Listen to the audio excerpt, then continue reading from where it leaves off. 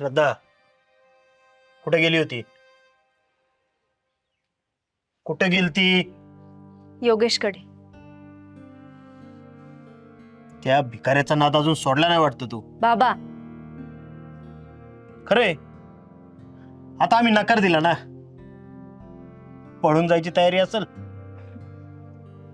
हो, पळून जाऊ हेच बोलायला गेले होते,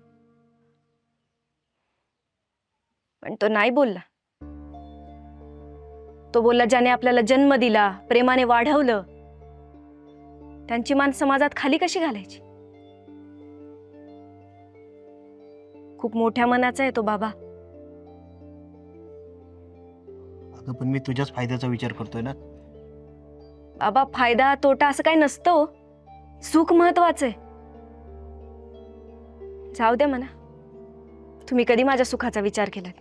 मला काय वाटतंय, माझ्या मनाला काय वाटतंय, कधी विचारलं? तुम्हाला फक्त मोठेपणा मिरवायचा आहे.